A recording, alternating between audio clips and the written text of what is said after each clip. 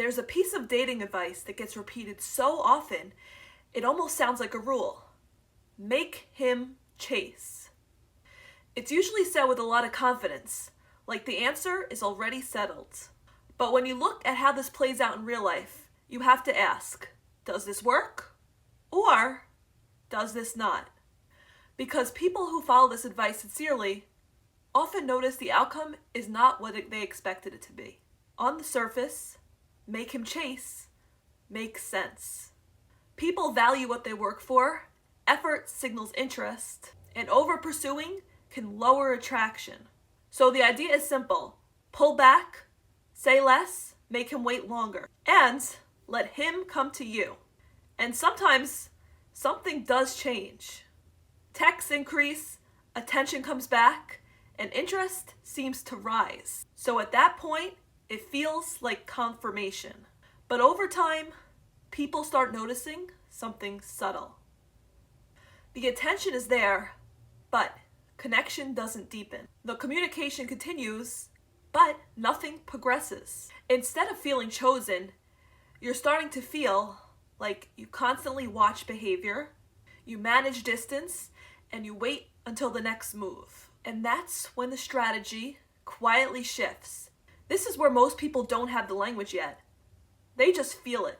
If I have to pull back and be valued, when does the closeness start? If attraction depends on distance, what happens when I start being consistent? So the question becomes less of whether or not attraction increases.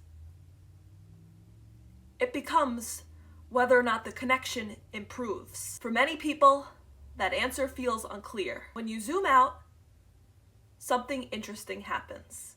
Some men interpret distance as disinterest, and then they stop engaging. Others respond strongly, only when the dynamic remains uncertain. So attention may increase, but stability does not.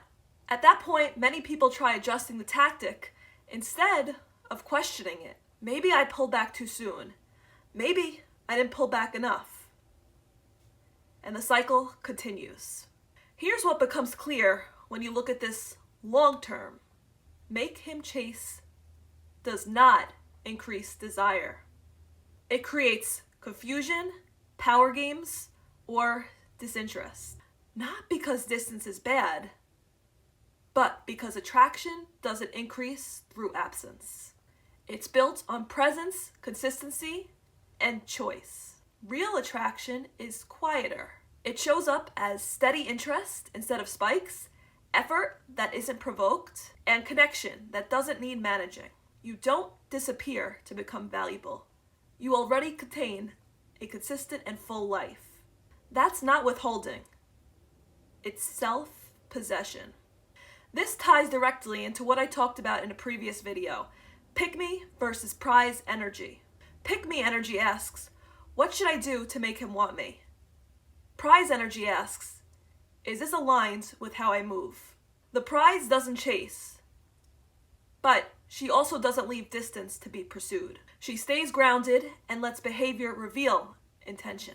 If this way of thinking feels different, that is intentional.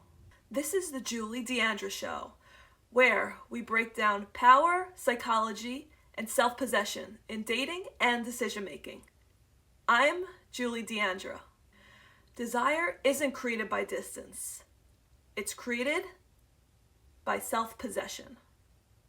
And that's something no one ever has to chase.